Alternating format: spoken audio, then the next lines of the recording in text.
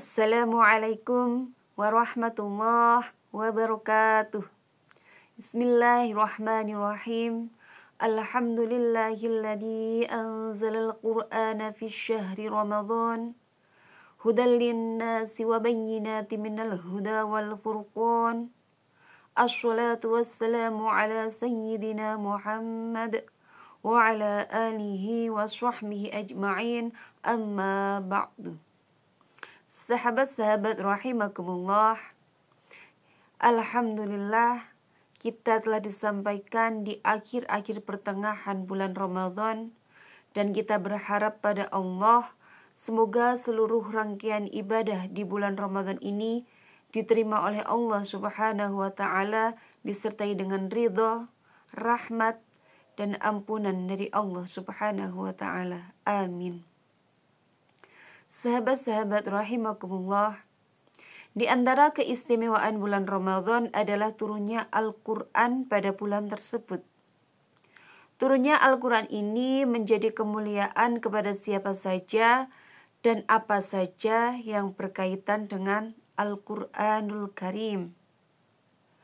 Ketika Al-Quran diturunkan kepada Nabi Muhammad SAW, maka Nabi Muhammad pun menjadi mulia. Dan sebagaimana Al-Quran diturunkan oleh malaikat Jibril, maka malaikat Jibril pun menjadi mulia. Begitu pula dengan bulan Ramadan. Bulan ini menjadi mulia karena Al-Quran diturunkan di bulan Ramadan yang agung ini. Sebagaimana disebutkan dalam Al-Quran, Surat Al-Baqarah ayat 185. Bismillahirrahmanirrahim. Syahrul Ramadan alladzi unzila fihi al-Qur'an hudal linnasi wa bayyinatin minal huda wal furqan. Bulan Ramadan, bulan yang di dalamnya diturunkan Al-Quran sebagai petunjuk bagi manusia dan penjelasan-penjelasan mengenai petunjuk itu dan pembeda antara yang hak dan yang batil.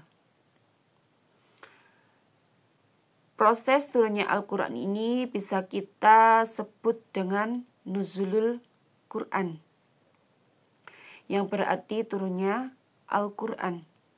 Beberapa pakar tafsir menjelaskan bahwa Al-Quran diturunkan diturunkan melalui dua kali proses.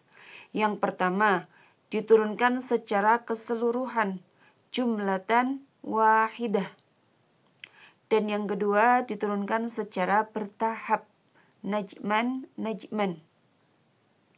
Sekarang sedikit kita kaji tentang turunnya Al-Quran dari Allah Subhanahu wa ta'ala sampai kepada baginda Rasulullah Muhammad sallallahu alaihi wasallam.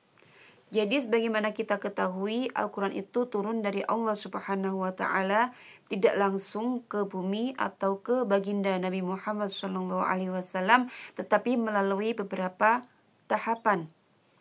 Yang pertama, Al-Quran turun dari Allah Subhanahu wa ta'ala ke Lauhil Mahfud.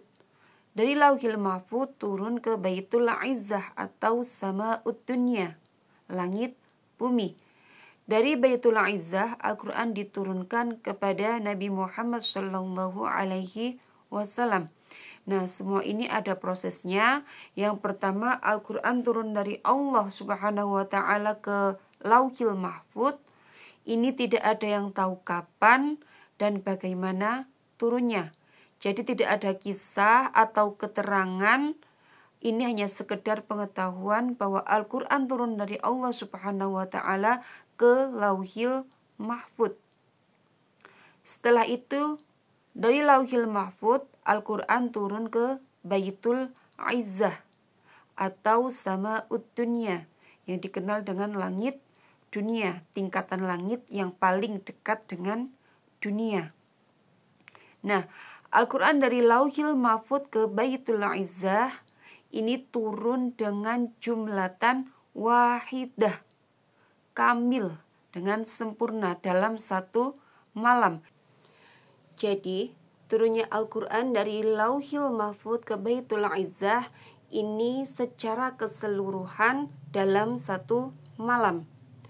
Kemudian dari Baitul Izzah diturunkan kepada Rasulullah SAW melalui malaikat Jibril pada bulan Ramadan di Gua Hiro. Dimulai dari surat Al-Alaq ayat 1 sampai 5.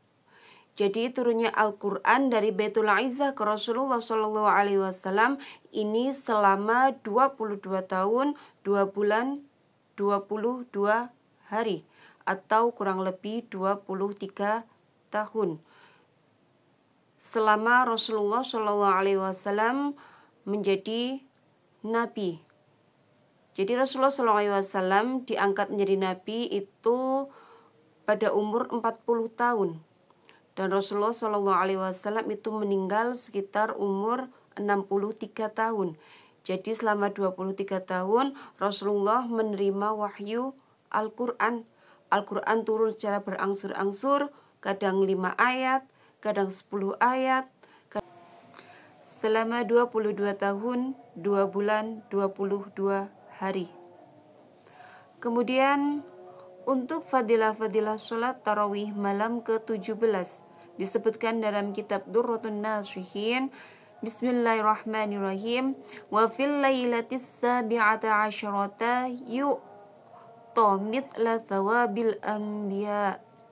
Jadi pada malam ke-17 akan diberi pahala sebagaimana pahalanya para nabi. Semoga di bulan yang suci ini, di bulan Al-Quran ini senantiasa menambah semangat kita untuk terus mempelajari Al-Quran sehingga mendapat berkah dari Al-Quran dan dari bulan Ramadan. Semoga banyak berkah yang kita peroleh di bulan Ramadan ini. Cukup sekian kajian kita kali ini. Semoga bermanfaat bagi kita semua. Banyak salah kami mohon maaf. Kami akhiri billahi taufiq wal hidayah. Wassalamualaikum warahmatullahi wabarakatuh.